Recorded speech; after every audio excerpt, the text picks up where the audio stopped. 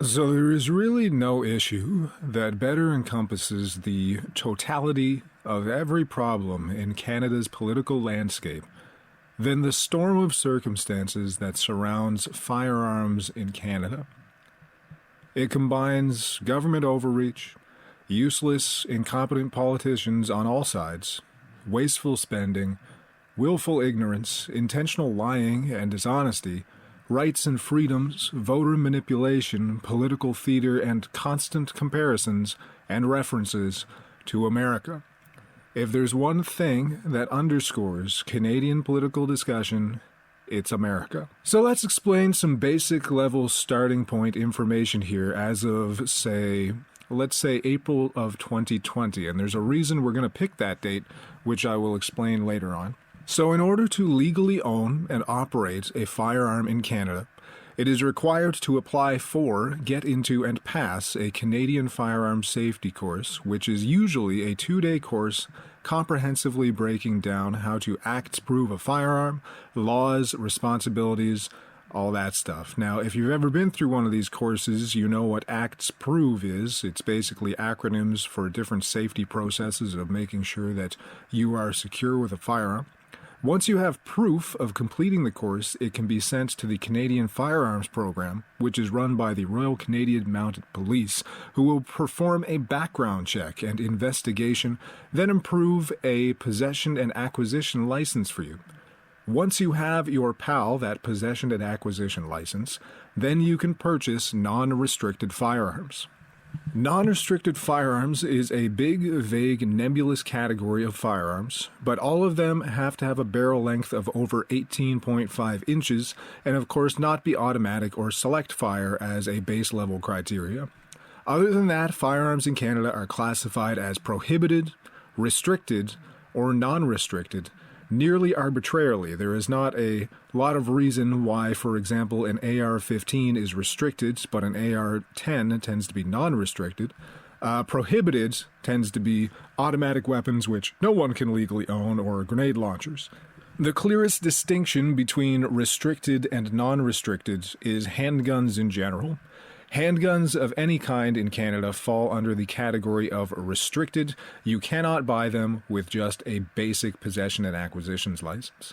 But I'm getting ahead of myself here already. Let's say you've got your PAL and you want to purchase a firearm of the non-restricted category. Okay, let's see what other restrictions apply to non-restricted firearms, your baseline of firearms in Canada, the most basic version of firearms you can get, available to you as someone who has never committed a crime and have a license and safety training.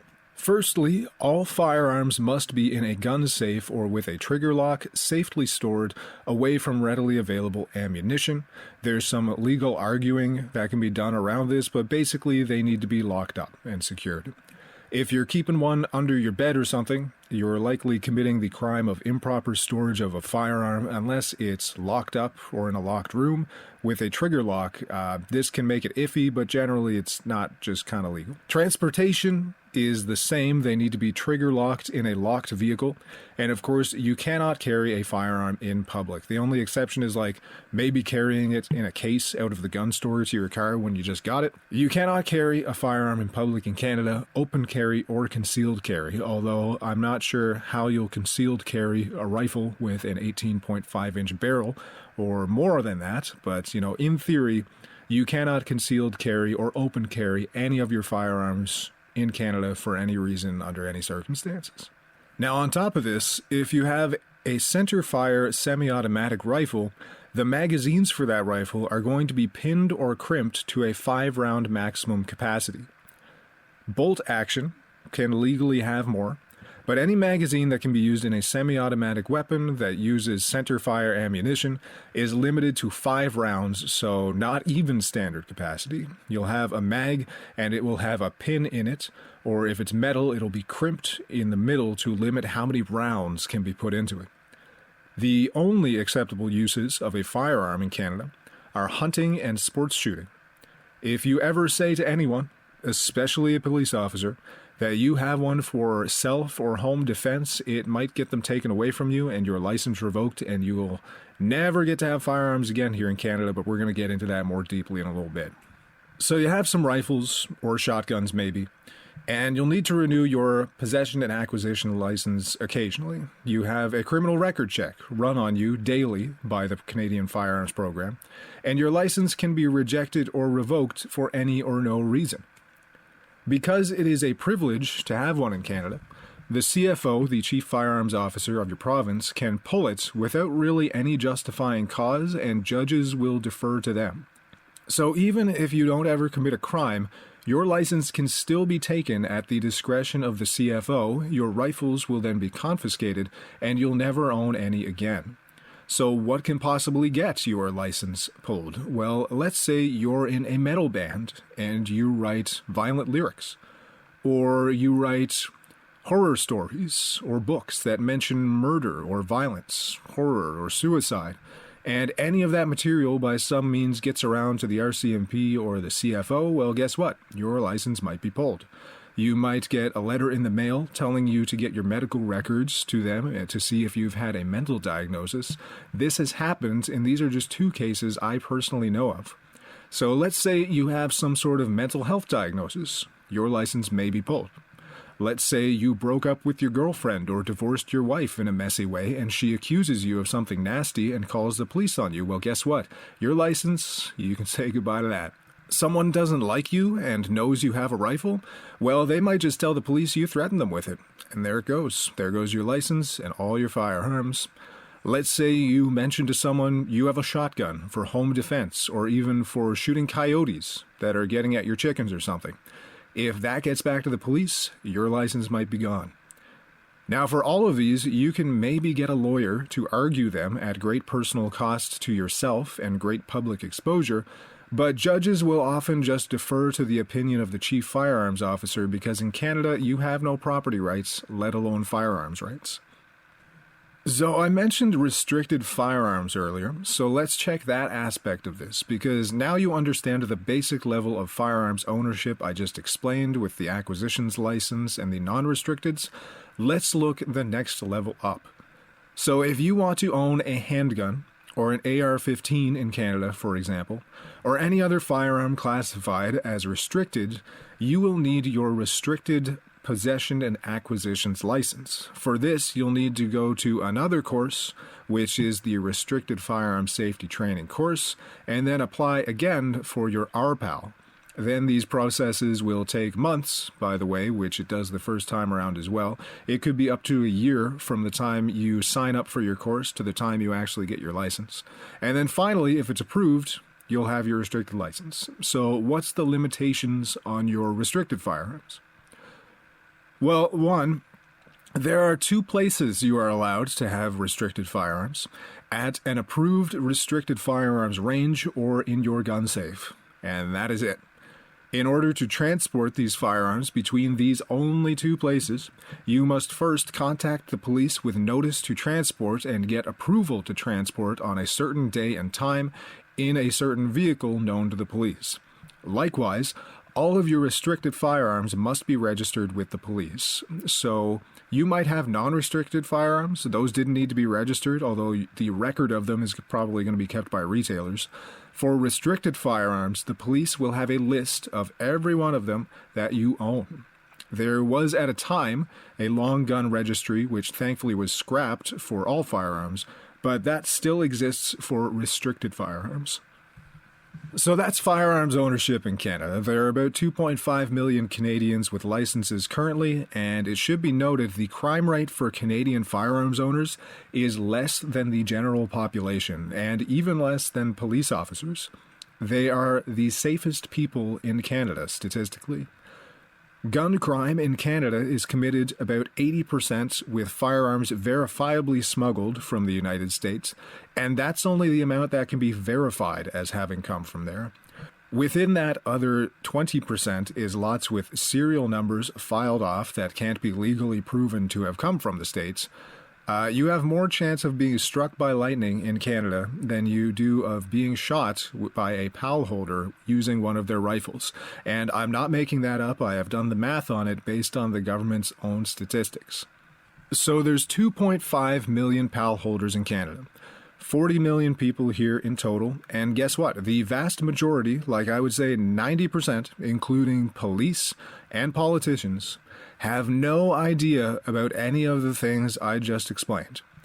You now know more about firearms ownership in Canada than our own Minister of Public Safety, who's in charge of the bans and confiscation. They don't know the licensing system, the restrictions, the categories of firearms, what can and can't be done with them, what is the crime rate of Canadian firearms owners. Our own Minister of Public Safety, Gary here, he did not know what a possession and acquisitions license was. The guy who oversees firearms in Canada and public safety, policing, he didn't know anything about firearms ownership in Canada. So whenever you talk to the average Canadian, so 90% of Canadians about firearms, in their heads, all they think of is America. They sort of have some idea that Canada has gun control, but they have absolutely no idea what it is. They will say things like, well, no one needs an AR-15 for hunting, and have no clue that AR-15s are already banned in Canada for hunting. Almost no one owns them. People would use AR-15s for hunting in Canada if it was allowed. But this is the base level of Canadian ownership and perception. Whenever you're dealing with the issue of firearms in Canada, you have to take into account the fact that 90% of Canadians, or more really, even the people who should know, like politicians or police, or even a lot of firearms owners, do not have even rudimentary knowledge of what Canadian firearms ownership is and the laws around it. This is how we arrive at the point where we have our government implementing an assault-style firearms ban and closing the market for handguns in Canada. Let's have a look at those. So in 2020, Justin Trudeau launched an order in council, which for Americans is kind of like an executive order. There are differences, but basically it's the government's method of saying we're doing it because we said so.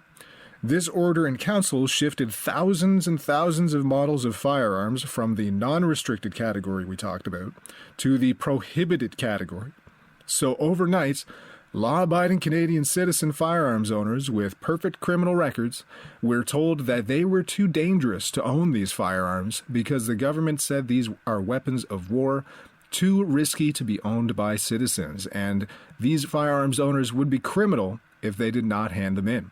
They were banned from bringing them to the range or hunting with them overnight. Thousands of dollars of merchandise in your gun store and your gun safe, well, that's all now worthless. This is infamously known as the May 2020 OIC, and it has been expanded and added to since then, with thousands and thousands more models of firearms being arbitrarily moved from non-restricted to restricted or prohibited. Now, you'll notice I use the word arbitrarily, meaning without cause, rhyme, or reason. Whenever I tell anyone this, they immediately start searching for some justification, like, oh, well, were they all semi-automatic? As if that matters. No, there are bolt-action rifles that were banned, there are shotguns that were banned, and yes, also semi-automatic rifles. Now, there are still some semi-automatic rifles that are not banned that are still available for purchase in Canada, but more and more have recently been moved onto the ban list over the years. But things like the SKS, the emblem of Canadian firearms ownership, it is semi-automatic and still available. I use the word arbitrary because there is no, and there has never been, coherent qualifying justification given for what types of firearms were banned. The closest hard characteristics that we get is some of the specific criteria around some of the firearms, stating any firearm having a 20mm bore or greater, e.g. grenade launchers, or a capability of discharging a projectile with a muzzle energy above 10,000 joules, e.g. 50 caliber sniper rifles, will also be prohibited. That's the closest we have gotten to objective criteria, but it only covers a small amount of those banned firearms. Now, we're going to ignore that the term sniper rifle is much like assault rifle. It doesn't really have a meaning, but okay. This is at least qualifying criteria that you can argue the merits on.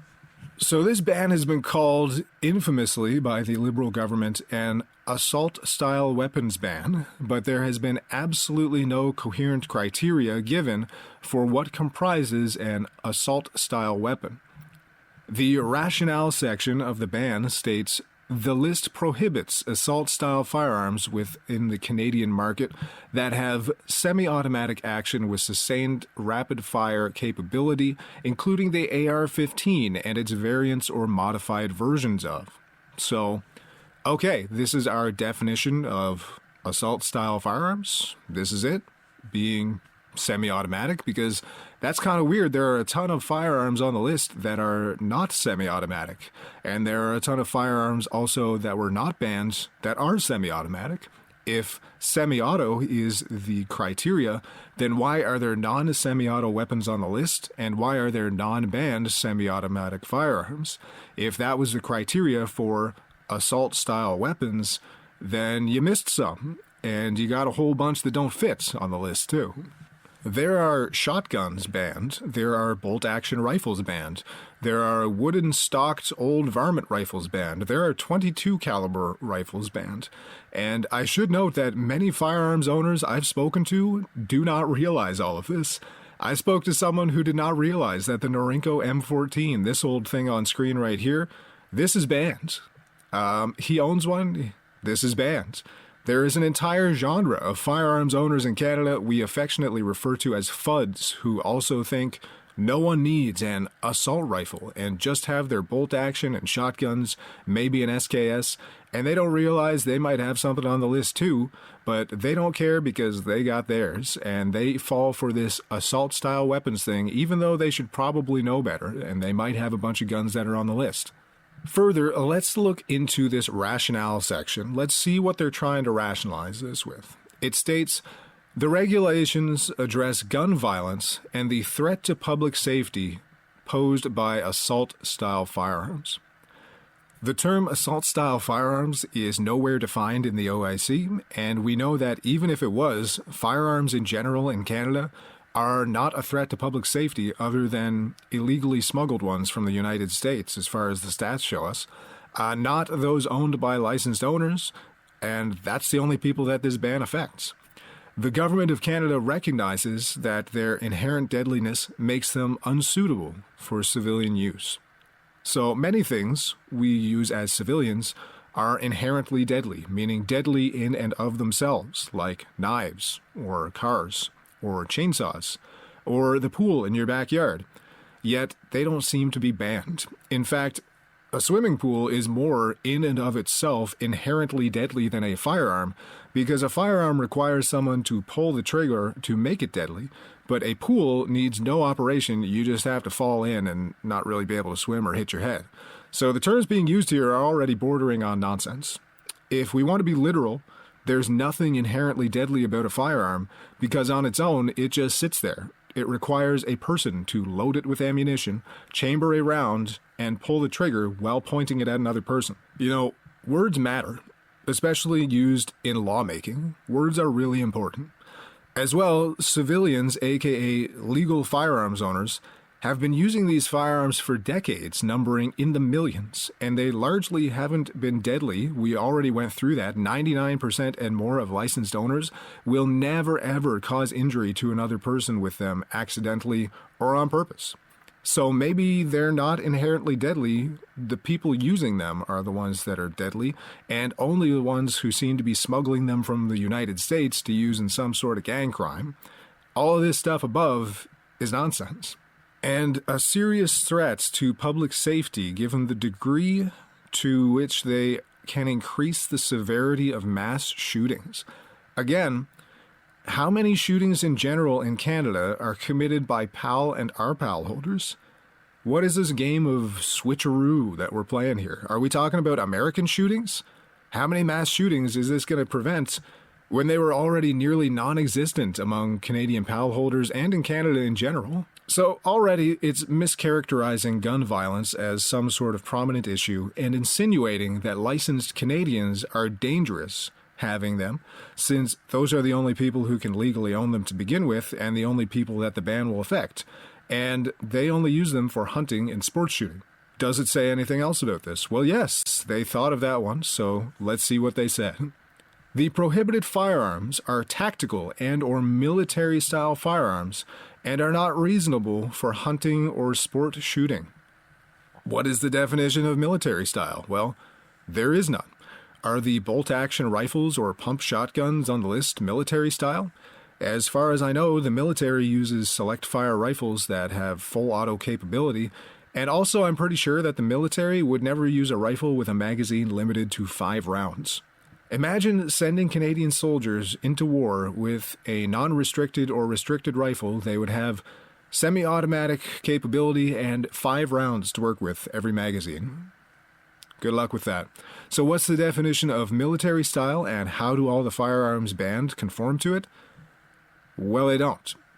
We could say that military style means pistol grip with Picatinny rails and black coating and semi-automatic, which would still be ridiculous because the military would still never use any of them if limited to 5 rounds in semi-auto generally. But not all of the banned firearms even fit with that. We've already seen that, so that's not it. There is no cohesive definition given or any unifying rationale behind these bans. I really want to hammer that one in as we look through the examples. And I'm going to be charitable here. I'm not going to ascribe any motive. I'm just pointing out that the stated motive is at best incoherent, and more realistically, because they know all of this, that we've been going through all of this with Government of Canada's own programs and information and statistics, it's kind of just lying to push an agenda. Let's go on here. Let's keep looking at this. Individuals may have used some of the listed firearms for hunting purposes on the basis that they were previously classified as non-restricted firearms. In addition, some of the listed firearms may have been used by individuals for sport shooting on the basis that they may have been classified as restricted or non-restricted. However, the fact that these firearms are sometimes used for hunting or sport shooting does not supersede the fact that they were built with the intention to be used by the military and are capable of killing a large number of people in a short period of time. So there's a lot here. They acknowledge that the only reason these rifles are used by licensed firearms owners is hunting and sports shooting, and it's interesting to see that they use the word sometimes here. However, that's a complete lie too, because as we kind of already know, it's not sometimes. This was the only use of them by licensed owners in Canada. So it's not sometimes, it's always. It is always used for hunting and sports shooting by licensed Canadians owners. You know, again, words matter. And by using the word sometimes, they are implying that only once in a while do Canadian firearms owners use their firearms for hunting and sports shooting, when, in reality, those are the only 2 purposes Canadian firearms owners use them for. There may be statistical anomalies out there where someone maybe defends their home with one, but that is an extreme outlier. For always to be used here is much more appropriate. So, is any of this true? Let's see. But they say rifles were built with intent to be used by the military. We already know that the military would never use any of these that we've talked about. But let's take the AR-15, for example, the most famous one. Did Colt build the Armalite Rifle 15 for the military to use? Well, no, they did not. They built this as a civilian hunting and sports shooting rifle. It was designed and built as a civilian alternative to the military model. And in fact, all of the rifles that were banned and sold on the OIC, other than maybe the grenade launchers, I can give you that one, we'll be charitable. But all of the rifles and shotguns and handguns were built for civilian ownership and markets, even ones like the Tavor, which originated as an Israeli military rifle, but instead, what you are buying is the civilian production version. So if the manufacturing intent is what's important here, which is what they're telling us is important, then basically all of the banned firearms were literally manufactured by their producers for the explicit purpose and intent of being sold for civilian, recreational, and hunting use. The ones they manufacture for military use tend to have select fire capabilities. But let's ignore that. Let's ignore that for 1 second. Let's pretend instead that all of the rifles on the list were built with the intent to be military rifles. Let's play pretend for a second. Let's say the Canadian military wants semi-auto 5-round rifles for our troops. Well, guess what? So was a musket. So were bolt-action rifles and pump-action shotguns and lever-action firearms. In fact, militaries still use bolt-action rifles and pump-action shotguns in situations, and they can be bought here in Canada still. So does the intent of their manufacturing matter, or does the usage of them matter? There are tons of products in Canada that are military products that we can use as civilians. The intent doesn't matter. The usage of the products is what matters. If something was intended for military use but is not causing significant harm, then what is the reason to ban it? The usage is what matters, and these firearms are used only for hunting and sports shooting by the ones who can legally own them, as the government recognizes above. What sort of insane reality is it in which the government will look at a person and tell them that their peaceful use of something is prohibited because they are going to lie and pretend that it is intended for war? And guess what? The government actually floated the idea of sending the confiscated rifles to Ukraine, and they rejected it because they're not actually military weapons. So let's address further on. They start bringing up public safety concerns. They say, due to the public safety concerns posed by these firearms, they are not reasonable for use in Canada for hunting or sports shooting purposes. So now we've hit the point of incoherence here. One, we already know that PAL and RPAL holders are not public safety risks. They are statistically the safest people in Canada. So that's already a lie, and they know it's a lie because their own government has these statistics. So don't excuse it. We're going to call it out every time. But again, let's play it out, pretending it's not a lie, just to test the logic. It says that if it poses a significant public safety concern, it is not reasonable for hunting or sports shooting purposes. Well, as they've already recognized, people have been reasonably using them for hunting and sports shooting this entire time. So even if they were a public safety concern, it means that they are also reasonably used as hunting and sports shooting rifles. Even the basic logic here shows it's not either or, it can be both. But again, it's not both. They aren't a public safety concern, as we know from the government's own statistics, and they are reasonably and only used for hunting and sports shooting. It is a statistical anomaly as rare as being struck by lightning to be killed by a licensed Canadian firearms owner using their firearms. So what this all says is, we know that you use these firearms for hunting and sports shooting. We know that you firearms owners are not a risk to public safety, but we are banning a giant incoherent list of firearms with no solid unifying criteria as to what we may ban next, other than definitions we're not going to define at your expense. They are suggesting the lie that somehow these things are too dangerous for licensed, innocent Canadians to own, even though we know that they are not, since again, and can't repeat this enough, PAL and RPAL holders commit less crime than ordinary citizens. They are the safest people in Canada, provably.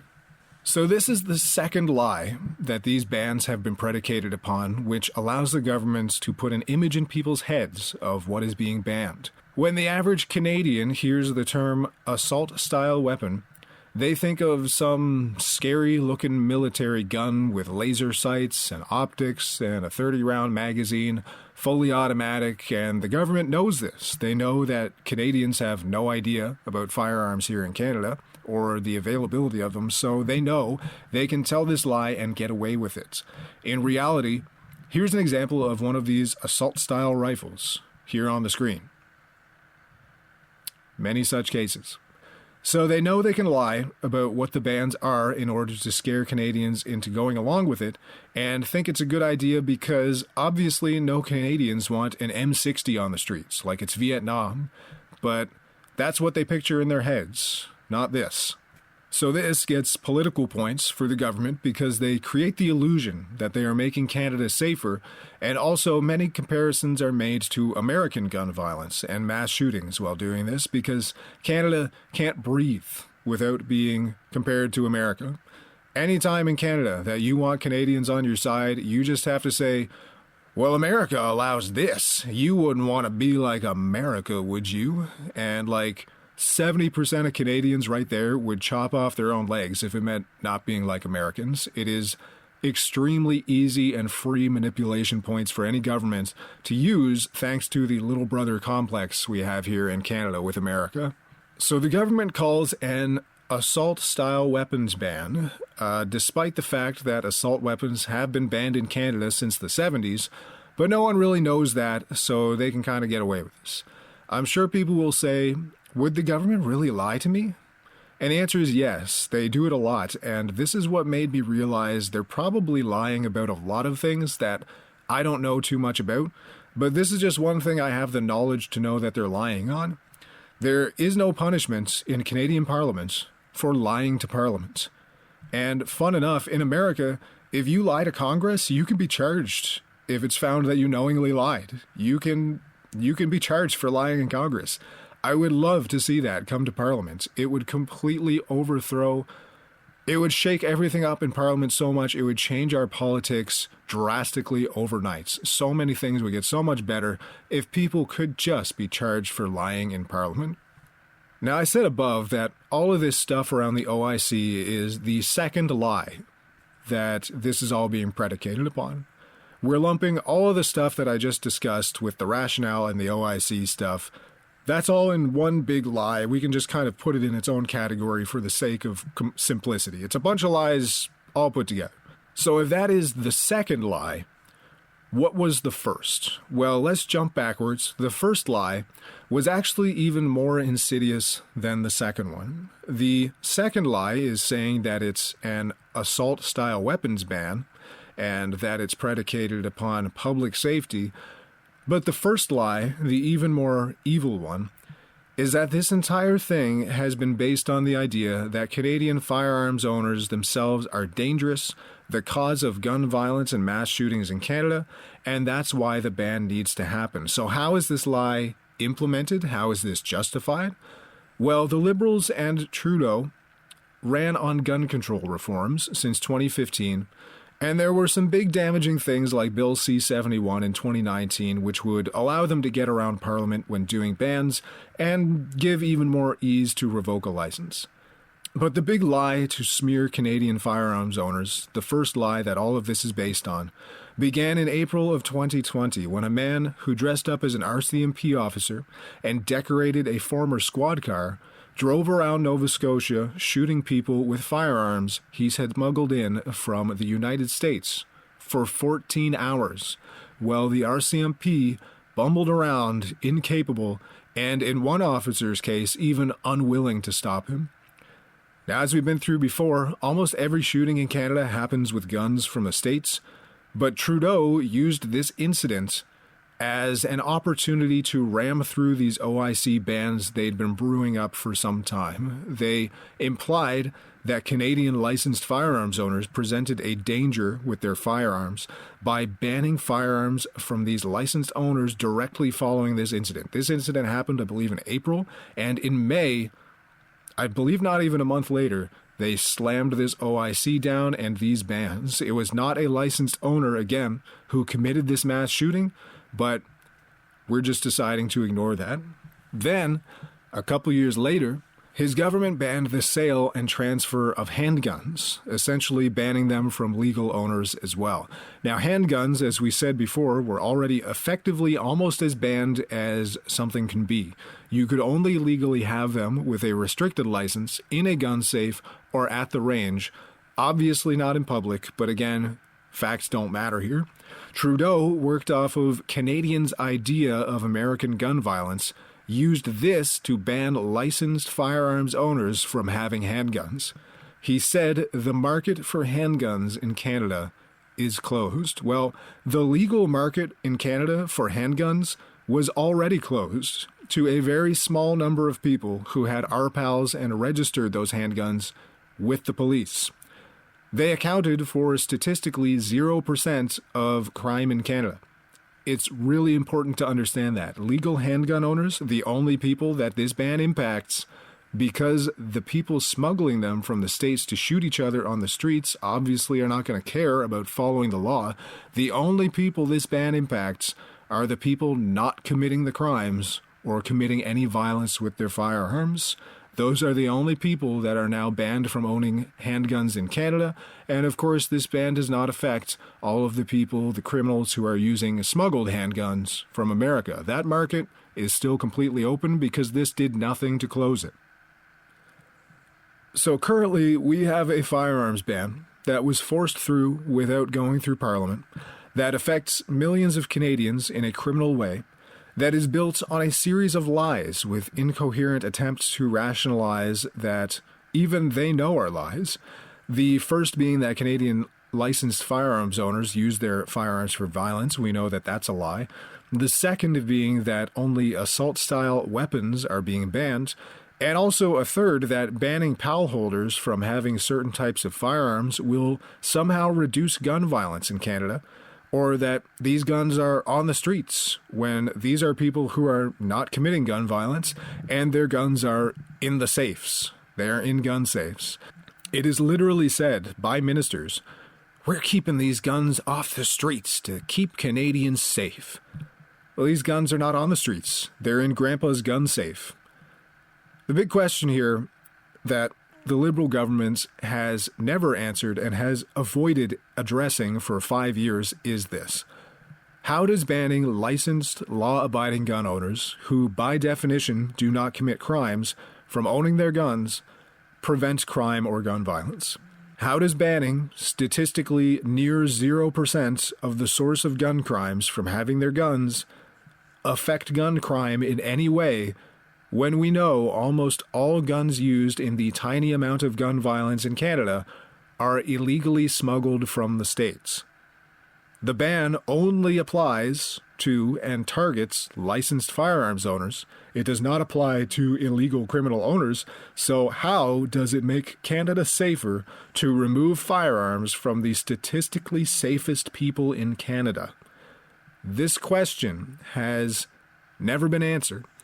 This question breaks people's brains when you pose it to them. I posed it to a Liberal member of Parliament who has since quit, and she did all sorts of mental gymnastics to not answer it and instead went straight back to getting assault rifles off our streets, or referred to suicide, and then said if it can save one life, then it must be worth it. She is no longer in Parliament. She cannot answer this question, and supporters of the ban can't answer it either. When I ask this to people, they basically just try to avoid the premise of the question, and they say it'll stop gun violence again. And then I reiterate that PAL holders are not committing gun violence, so how is it going to stop gun violence? Then sometimes they say, well, it will stop people straw purchasing firearms for others and selling them on the black market. Which, again, almost all firearms in Canada used criminally are smuggled from the States, not sourced in Canada. The police themselves will tell you this. So then they usually say, well, it's worth it to stop even the tiniest amount, which I can then show that the number is about 200 to 300 murders annually. So let's say maybe 5% of those generously are with Canadian-sourced guns. Again, if we're going to be super generous, that's like 15 murders, which then they can say, well, if it can prevent one death, it's worth it, which never seems to apply to things like cars or knives or your own fists or cigarettes or anything else that tends to kill people. So then they say, well, no one needs a gun, but we need cars and knives and whatever. And this is my favorite one to shoot down, which I'll come back to at the end of the video, because it's what all discussion on this tends to get reduced to when you assert all the facts and you strip away all the other positions and you leave them stuck on the quote-unquote need argument. But I digress. As we know, banning firearms from PAL holders does not make us safe, and we've proved that. It's just not a discussion. There's no room for argument. That's a base-level premise to start from. If anyone denies that, well, they're missing the starting gate, because you can easily show them the statistics. If they still deny the statistics, there's nothing you can do. They're just an idiot. Let's pretend for a second that it was actually an assault rifles ban, though. Let's pretend that up until 2020, you could get a select fire weapon here in Canada built for military use as restricted, or even, let's say you could get an M240 full auto machine gun, which would be awesome. But then they moved them to prohibited, so you couldn't get them anymore. gun crime in Canada would go down about 0%, because they would be banning them only from the people who are not committing crimes with them. Great example of this, the AR-15 has been restricted in Canada. And do you want to know how many AR-15 deaths there have been in Canada ever? In 1982, before our current licensing system, by the way, some hostage taker shot off a cop's finger and fired on police with one. So no one died, but someone did get injured. And one was used in 2009 in a gang shooting. Now, I'm willing to bet the gang members here in question probably were not RPAL holders and didn't legally have it. So banning the AR-15 from RPAL holders objectively will reduce the AR-15 deaths in Canada by 0%. Most shootings in Canada are by handguns. All handguns legally in Canada require an RPAL to have, and I'd be willing to bet that most people who go through 2 training courses, 2 licensing processes, daily criminal record checks, sticking to them, to highly compliant and strict regulations that they follow every single day, and they have the money to collect and pay for these sorts of guns and range memberships. These types of people are probably not the same type who are going out and doing gang shootings on the streets of Toronto, especially because those handguns are registered directly to them in a police database. Well, you can see that on its face, as a basic entry level to this national conversation, we know objectively and provably that this ban does nothing to improve safety in Canada and is based on incoherent criteria for what is being banned. The stated reason for the ban is nonsensical, and it's not up for debate. It can't be argued. And even the Liberal Minister of Public Safety said, "Don't make me explain the logic on this one." That is a direct quote from the guy in some leaked audio. It would be like banning the color brown from the rainbow. There is no brown there to begin with, so it does nothing to affect the rainbow. The only thing this does is it gets the Liberal Party votes and civilly disarms responsible Canadians based on lies that they convey to other Canadian voters, knowing that Canadians ultimately don't know any better and don't care. And that's really the reason why this is a no-lose issue for the Liberal government. It's because Canadian firearms owners are such a small and compliant section of the population who do what they're told, jump through every hoop, pose no danger, and make no problems, and no one cares about them. To most of Canada, a Canadian's firearms owner is dirt and doesn't belong here. Most Canadians believe that the only firearms that should be allowed in Canada should be allowed in the hands of the police and the military, and then maybe they make some exceptions for shotguns or single-shot break-action rifles, hunting rifles that they think of as a bolt-action with a wooden stock, but definitely not with a pistol grip because that's scary. That's a military-style sniper rifle. This is why most Canadians, for them, the ends justify the means, even when you show them that the means of achieving the ends is lying and manipulation about citizens and victimizing their fellow Canadians. You know, we've reached a point of non-discussion in Canada on this issue where people just shut their ears and drown you out if you just calmly show them that they've been lied to and provide the evidence. It is impossible to talk to Liberal politicians about it or their voters, because there is no point in telling the people who already know that they're lying, they are lying, and there is no point in showing their voters and supporters that they are lying, because in both cases they see the ends of civil disarmament as justified, and so will overlook whatever means are used to achieve it, and overlook anyone who is going to be victimized by it. I know this from great experience. Anytime I show evidence to someone that the entirety of the Trudeau-era firearms bans and confiscations were based on the foundations of lying to them, and I explain firearms ownership in Canada and give them more information, they simply say, "Well, I still think no one in Canada needs an assault rifle. Look at the United States." This will be after already explaining to them that no one in Canada owns an assault rifle to begin with, that need has nothing to do with it, and the difference between Canadian licensing systems compared to America's system is night and day, along with things like magazine capacity restrictions here and the stats on how safe PAL holders are. They will say things like, you don't need to use an AR-15 for hunting, even though I'd already explained that no one in Canada uses an AR-15 for hunting because it was banned to do so already. Except, ironically, if you're an American brought in to cull Canadian wildlife, then, and only then, if you're hired by the Canadian government, you can use an AR-15 to hunt. The Canadian government has said that the AR-15 is a weapon of war with no reasonable purpose for hunting, but they've literally spent Canadian tax money to hire people to use AR-15s to hunt deer in Canada, and not making that one up. And that's the ban situation. That's the difficulties surrounding it broadly.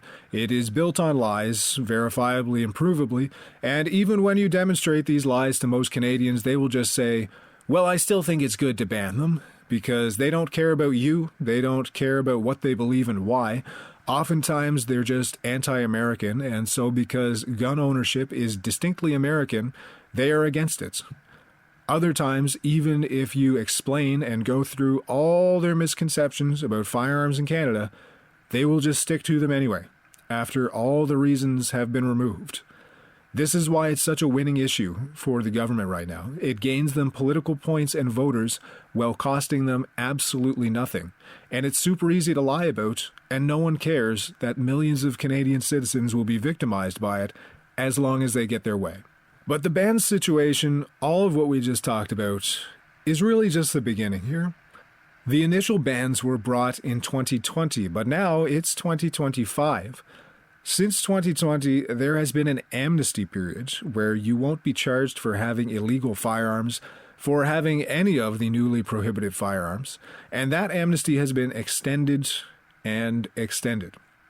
Well, why? Well, it's in the title of the video, and it opens up a new cornucopia of politicians lying to Canadians, which is a running theme in Canadian politics because, again, there is no punishment for lying in Parliament. There has been a planned confiscation of these firearms for years that keeps getting pushed back. Well, why does it keep getting pushed back? Because it's going to cost a lot of money. Right now, the budget for it is capped at 750 million Canadian loonies, and no one wants to do it. Police unions are saying they're not going to enforce the confiscation because they know it's a giant waste of time and it doesn't make Canada safer to do it. And recently, the entire Ontario Provincial Police Force said they're not doing it. Alberta and Saskatchewan, as entire provinces, have said, we ain't following that. The only people still pushing this confiscation are the Liberal Party politicians when they had the chance to drop it with Trudeau leaving, but they are going strong. The new public safety minister was even caught in a private recording, which I referenced earlier, saying he knows that the ban is useless, that firearms owners are safe, that the confiscation is meaningless, and has no logic to it. If you don't believe me, you can go ahead and look it up. The entire audio exists on YouTube. I'm not going to insert the whole 20 minutes into this video. I understand that you know how to use Google and you can find it for yourself. So even in the Liberal Party, they know it's a giant mess. But they have to put on a public face in Parliament supporting it. This same guy, Gary, who I referenced earlier, he was the guy who didn't know what a license for firearms was in Canada. The day after this recording came out, he was back in Parliament, basically denying that it ever happened and lying to everyone, saying that the bans and confiscation was necessary to keep assault weapons off the streets, which, again, they're not assault weapons, and we know that they're not on the streets. We already know that, but he was lying in Parliament the day after this leaked audio came out because he knows that we don't have a real media investigative apparatus here in Canada, so most Canadians will never ever hear that audio. Now, the big lie is that there is an assault-style weapons ban, which we know is a lie. The most recent big lie is that there is an assault-style weapons, which we know is a lie, quote-unquote buyback program that is, quote, voluntary. Yeah, now we've added 2 more lies to the list. Oh, the twisted webs we weave, eh? Let's break this one down. This term right here, buyback, implies that the government is just purchasing the rifles back from Canadians. Now, problem is, they never sold them to Canadians to begin with, and secondly, whose money are they buying them back with? Well, that money comes from Canadian taxpayers, like these firearms owners. So what's actually happening is that Canadian firearms owners are being offered to comply with the confiscation, and in return, they will be given a tax return. Some of their tax money will be returned to them, and then taxed away again. They will be given some of the money that they pay in taxes, and eventually the money they pay in taxes will pay for their own firearm being taken from them. So it is not a buyback. This is another lie. It's another manipulation term like assault-style weapons that is used to misconvey things to clueless people. Instead, as was once said, the beginning of wisdom is to call things by their proper names. This is a tax return compensation confiscation program. The second bit of manipulation in here, and I've seen people ravenously defend this one somehow, is the term voluntary. Our own Prime Minister has said this program is voluntary. Now, when you read the term voluntary, you might assume that it means what the word voluntary means, meaning you can choose to participate or not. So we know if you choose to participate, you can hand in your firearms for a return of your tax money, or if you, as the Prime Minister of Canada said, voluntarily decide not to, you will be in possession of an illegal weapon that, if you are ever caught with, will get you years of prison time. That's what is meant by voluntary. Apparently, there is no option to opt out unless you want to go to prison. The Prime Minister of the country is telling you it's completely voluntary to just go to prison if you don't. Now, is that really voluntary? It's about as voluntary as paying your taxes, which will be used to confiscate your property. And I've mentioned this tax return a couple times. How much money are you going to get for handing in your firearm, for complying with this voluntary confiscation, which is not voluntary? Well, let's just see. They published recently the prices they're handing out these firearms for if you turn them in. And it should be noted that on this page, it says there's no guarantee of compensation. So the amount you get for your collection of firearms might be $0 because the budget of this program is capped at $742 million, meaning once it runs out, paying officers' salaries to support all this and doing paperwork, recompensing all the many, many corporate firearms dealership in Canada that will have thousands and thousands of inventory rifles that are now duds, just kind of sitting in storage. Once that money's gone, you get nothing. But let's say you have a shiny Tavor 7 and you're going to hand it in. How much are you getting for that? Well, it says here on their list $3,500. So I know from a friend of mine that this rifle back in 2020 cost about $3,100 just for the rifle before taxes. So if we plug that into Bank of Canada's inflation calculator, that would be about $3,730. Already you're out $230 if you bought this rifle in 2020. But imagine all the people who have collections going back a decade, how much they're going to be ripped off by inflation on these payouts. But let's factor as well how much they paid for their rifles or handguns, including sales taxes. It would be hundreds or $1,000 more for a collection that they're now not getting back. Now, let's also include any accessories they purchased, like a $400 optic, rifle or handgun cases, a safe they now have nothing to store in, ammunition for that firearm they now have no use for. The average firearm owner is getting ripped off thousands of dollars on having their property confiscated forcibly by our government for, as we established, absolutely no reason other than political points. Now, I wouldn't be doing my job if we didn't go further into how these political points are being won. In the leaked audio from our, at this time, Minister of Public Safety, he mentioned that a big part of why they're still moving on with the confiscation is because of Quebec.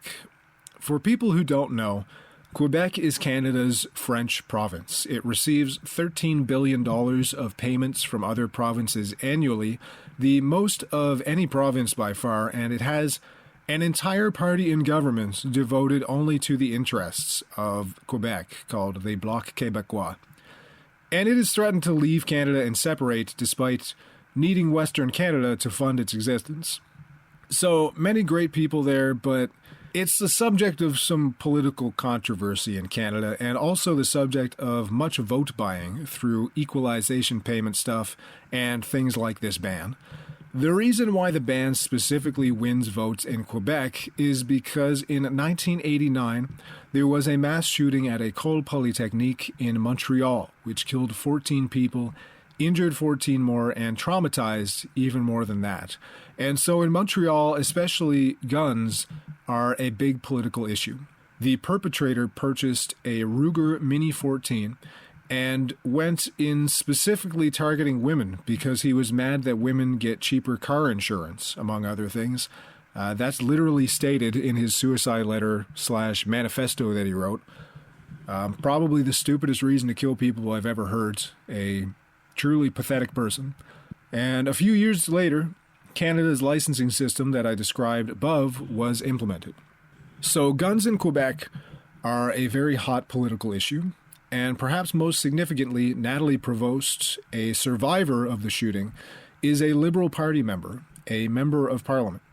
She is, along with an anti-gun lobbying group in Canada called Police se souvient, basically meaning we remember Polly, a driving force in keeping this ridiculous ban and confiscation going that we all know is pointless, expensive, based on lies, and verifiably will do nothing at all to make Canada a safer place. Violent crime has risen in Canada under the Liberal Party, fun fact, despite these bans, and so has gun crime by illegal weapons. So Natalie survived a tremendous evil in the past, and now it seems to give her purpose in life to impose evil upon Canadians by victimizing law-abiding innocent people and taking their property, ironically, by threat of guns if they don't comply. She is completely fine with pointing guns at innocent people who have never and will never harm anybody to force them to do what she wants. I have tremendous sympathy for the trauma she went through in the past. However, past traumas do not justify harming others today. To start to wind things down here, there's a big old issue I haven't even mentioned yet that we'll get into now. Canada exists in a two-tier justice system. There is effectively two versions of law in Canada, or really there's three. There's the law for most Canadians. Then there's the law for any Canadian who can prove they have Indigenous lineage. And then there's the law for politicians, which kind of doesn't exist, but we're just going to ignore that one for now. So if you are Indigenous in Canada, suddenly you kind of have some bonus firearms rights because of ancestral hunting practices and subsistence hunting. Basically, you can bend the rules a bit. Indigenous Canadians can use AR-15s for hunting and do, and it's been said that the SKS as of now is only not banned because it is such a popular hunting option for Indigenous Canadians. This is a small but considerable factor in all of this. Natalie, who I just mentioned, has said that the confiscation and ban must include the SKS. But the Indigenous communities of Canada, who are another powerful lobbying group and bend the laws a bit, not just on this, but in sentencing, by the way. For example, if you are Indigenous, you can get a lesser sentence for violent crime because judges have decided that being Indigenous makes you not as responsible for your actions. They can do a lot of fishing that non-Indigenous people aren't allowed to. There's actually a bunch of stuff. So you've got Police se souvient and Quebecers versus the Indigenous on this one, which is a fascinating war of political interests who get special treatments to watch play out. What's the light at the end of the tunnel here? Well, there really isn't one. See, the Liberal government eventually is just going to ban all semi-automatic firearms from license owners. They're illegal for anyone who doesn't have a license already, as we discussed, but they're just going to ban at least that much as a baseline. They've been moving towards it for a few years, and also more, since we know that there are single-shot, bolt-action, and shotguns on the list, and handguns as well being banned every year too as a slow process. They will do this with political expediency because most Canadians, as we examined, have no idea about anything firearms related in Canada, but they think guns are bad inherently, and so it's good to ban them, and they don't care if Grandpa gets raided for his gun safe where he's got his Norinco M14 and didn't realize it was banned, because why would it be? The confiscation program will go through, but as expected by the government itself, it will basically crash and burn, and while many owners will comply because Canadian firearms owners are the most law-abiding and most compliant people on the planet, and will do whatever the government tells them to, many will not comply because this is the last straw for them, but the program will be called a success anyhow despite barely bringing in anyone's firearms. See, the goal was never really to confiscate these firearms for public safety because they've known all along from their own crime statistics that they are not unsafe, they are not a threat. The goal was long-term civil disarmament. Over time, these firearms will be confiscated in other ways. People aren't allowed to take them out shooting or would be arrested if they did. They can't pass them on to anyone when they die, and so over time they will just be phased out generationally and unable to be purchased. This disarms the civilian population of Canada in general over time. Now, I wouldn't be surprised if within a decade they bring in ammunition limits too. And I've seen people advocate for central storage, where now you can't legally own firearms in your home, that they must be stored at a police station and signed in or out. And if you think these are too ridiculous, I would remind you that we are 5 years into our government having banned bolt-action hunting rifles and shotguns from the safest people in the country and are moving to confiscate them, and the restricted system was already just about one step away from central storage. They can easily just start moving non-restricted to restricted category and change those parameters, and owners will comply with it. Is there any way that all of this gets undone? Well, there's a lot of copium here in Canada among some circles hoping that a conservative government will get in and change all of this. That is not happening for a couple of reasons. One, it would take a majority government to undo the OICs that moved these firearms to prohibited, because it takes an act of parliament to unprohibit things, but only an order in council to move them to prohibited. For non-Canadians, we have a minority and majority government based on the amount of seats won in our parliamentary system, and thereby the amount of votes that can be cast on legislation. If you have a majority government, you really get to move stuff because your party has the majority of votes in Parliament on legislation going through. A minority government is never undoing any of this because any measures or moves to undo the damage done in the last 10 years will be blocked and voted against by the Liberals and their GIMP party, the NDP. So a minority conservative government, at best, just kind of holds the status quo established already by the Liberals. There is no undoing the damage that's been done, but just preventing further damage until they get in government again. And I hate to break it to you, but there will never be a majority conservative government, and very likely will never be a minority conservative party government ever again in Canada. The word conservative is in itself a dirty word for most Canadians because we are so steeped in American politics that when they hear it, they think of American Southern Christian extreme right conservative. That's what they get in their head, and that's what is taught to them by the media, social media, family, friends, teachers. This is, of course, compounded by the fact that the Liberal Party, the NDP, the Green Party, they all love that notion and consistently threaten that the Conservative Party of Canada will do things like ban abortion, outlaw gay people and trans people, and introduce, quote, MAGA-style politics in Canada. Our own government media, the CBC, will run with this. Canadian media will run with this because our Conservative Party has actively talked about reducing funds to the CBC. So Canadian media has a financial interest in protecting the Liberals who promise and give them more and more money every year. Young people are told that conservatism is a bad thing, so any party called the Conservative Party must be bad. Boomers live in a fantasy world where in the last election, the number one issue among baby boomer demographic was standing up to Trump. Not housing, not economics, not immigration or safety or quality of life in Canada. Their number one issue was Trump. And liberals inflate the country with millions of immigrants who are most likely to vote for the Liberal Party in big cities. This is not me making that up. This is a statistical fact. The story of Canadian elections is city living people dragging along the rest of the country with whatever they want. But hold on. Do not get blackpilled yet. Alberta has said they're not enforcing the confiscation. Now, the bans federally still apply, which means any person with these firearms in Alberta is still criminalized.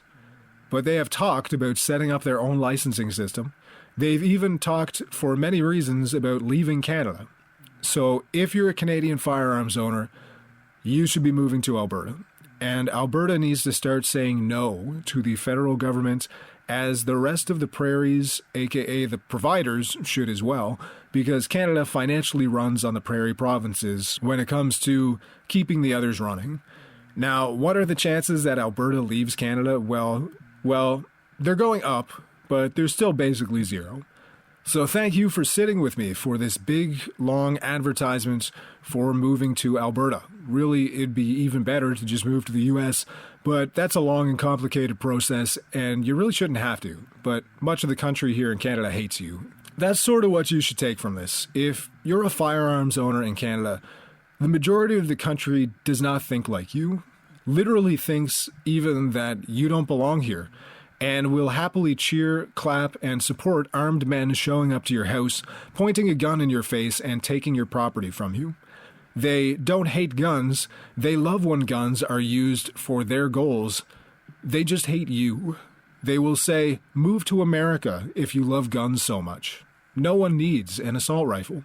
Frankly, if I wanted to live in a country where I'm only allowed what the government decides that I need, I'd move to North Korea and see how much food they decide I need each day. Laws should be made and things should be outlawed based on a reason. I don't need a sick gaming computer. I'm not going to die without it. It's not food, water, oxygen, or shelter, but there's no reason I should not have one. Even though people can commit crimes with computers, I could, steal a whole bunch of people by defrauding them. I could steal lots of their money. I could steal people's identities with a computer. You can do harm and commit crime with it, but it's not being outlawed for me to have one. My military-style assault computer is not being outlawed yet. Much the same, licensed Canadian firearms owners are not going to die without their firearms, but there's no reason they shouldn't have them, and in a rational and just society that respects the rights of its citizens, governments need to come up with justifications and reasons for laws. If there is no justification or reason for a law, it is nonsensical, and you are living in, at best, a clown country doing things for no good reason at random, and no, I don't count political theater as a good reason, and that's the purpose behind all this, as we've seen. Or worse, you're living in a dictatorship where the government can do whatever it wants and never needs to justify or offer a rationale for anything that they do. This is why I chose this particular issue as a perfect representation of Canadian politics. It is an example of expensive, sweeping government action enacted with absolutely no rationale or justification provided and pushed through with outright, blatant, not even half-truths, just lying in Parliament.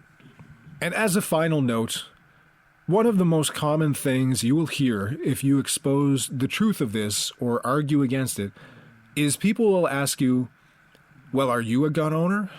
Or they'll say, do you have one of those banned guns? If you don't, then why do you care? You only care because you have one, and if you don't, then it doesn't even affect you. Because in their minds, they are uncomfortable with the idea that you're right. And so they need to try to find a way to make you selfish or to justify their position in their mind. They need a way to, in their brains, categorize you as someone who is only looking out for your self-interests so that they can then write you off as just a gun nut trying to keep your weapons of war. I do not own a single firearm.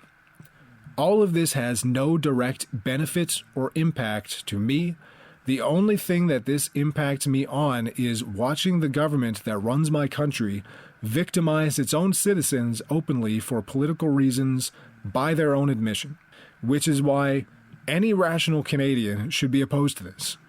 Anyone who still supports it is either unapologetically just an evil person who is morally bankrupt and happy to see millions of Canadians lied about and stolen from, or is simply too willfully ignorant or apathetic to care about other people if it doesn't affect them personally.